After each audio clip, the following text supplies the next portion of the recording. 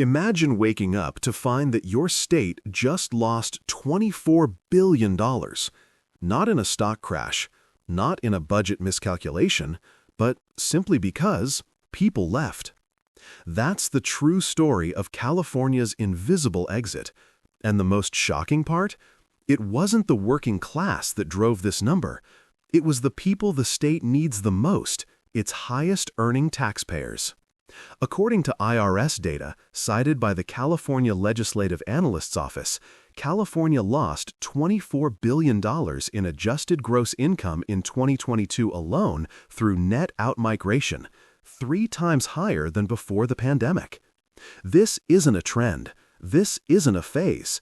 This is an open economic wound.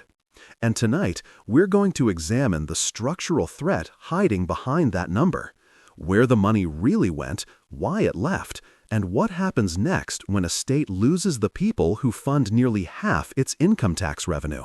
Because when high earners exit, they don't just take their salaries, they take the tax base. They take the future. Let's begin. Section 1. The Data Leak, California's Invisible Exit of Wealth. Here's the uncomfortable truth most headlines skip. People leaving is one story, money leaving is another. California has lost residents before, but the last 5 years flipped the script. For the first time in history, the wealth leaving the state far outweighs the wealth coming in. The IRS tracks something simple but powerful.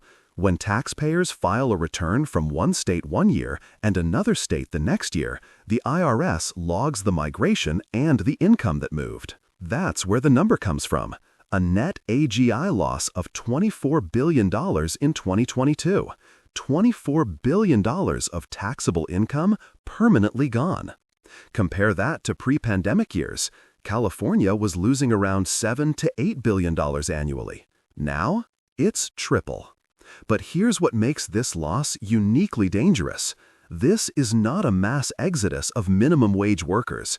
This is a surgical outflow of high-earning residents, the people who pay the bulk of California's taxes.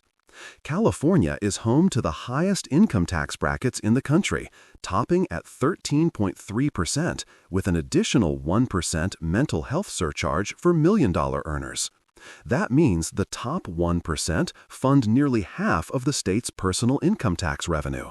So when that specific group relocates, the state doesn't just lose a person, it loses a revenue engine. IRS data shows that the largest net flows of high-earning Californians are not random. They're targeted. They go to Texas and Florida, 2 states with 0% income tax.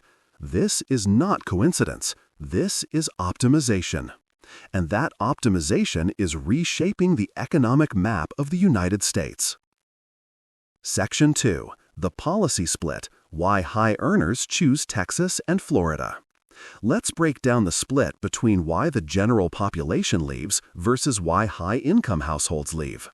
For the middle class and lower-income workers, the number one driver of outmigration is consistent: the cost of housing.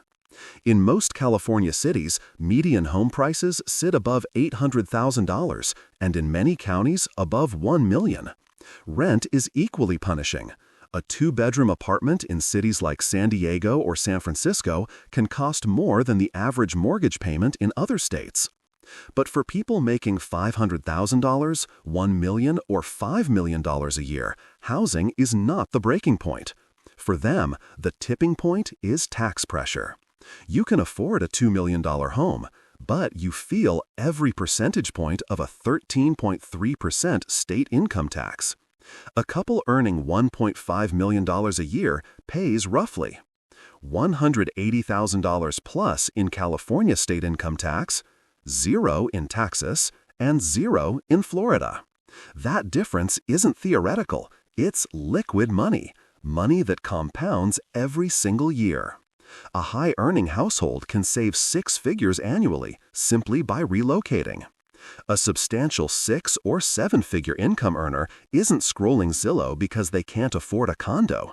They're sitting with tax planners, lawyers, and wealth advisors, and the recommendation is nearly always the same: relocation. California's tax code doesn't just encourage mobility, it rewards leaving. And the IRS migration data confirms that. Top earners took the advice.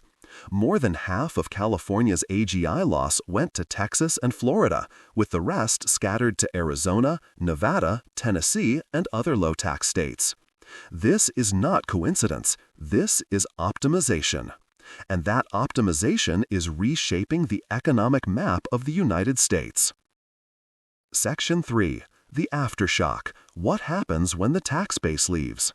This is where the story turns from migration to structural risk. California operates one of the most progressive tax systems in the United States. It depends heavily, almost dangerously, on high earners. Here's a breakdown from California budget reports. The top 1% of earners pay about 45 to 50% of state income tax revenue. The top 10% pay nearly 3/4. So when the highest earners leave, even a small number, the state's budget doesn't just shake, it fractures. A $24 billion AGI loss equates to hundreds of millions of dollars in lost state income tax revenue every single year. And revenue loss triggers consequences. School funding pressure increases. Infrastructure projects stall or shrink.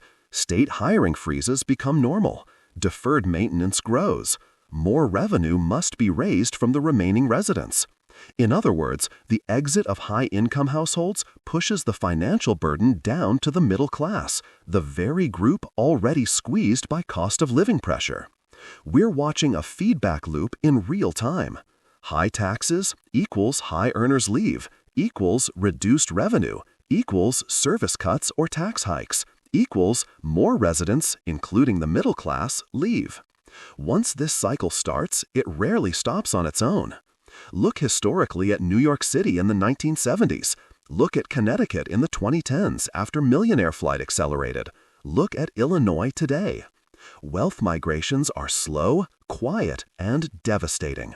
They don't announce themselves. They simply remove the oxygen from a state's finances. The danger for California isn't the numbers today. It's what the numbers signal.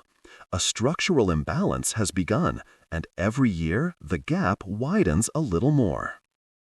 Section 4. The capstone conclusion, the long-term competitiveness problem. Here's the final question. Is this reversible?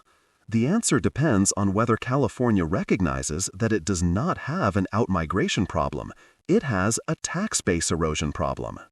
When a state consistently loses the people who generate the most revenue, there are only 3 possible outcomes. 1. Cut services to match the shrinking revenue. 2. Raise taxes on those who remain. 3. Redesign the tax system to remain competitive. California has historically chosen option 2, raising rates on high earners. But there's a fundamental limit to that strategy. At some point, wealthy residents simply decide, I can do my job from anywhere. Why am I paying this much to stay here? That moment has already arrived.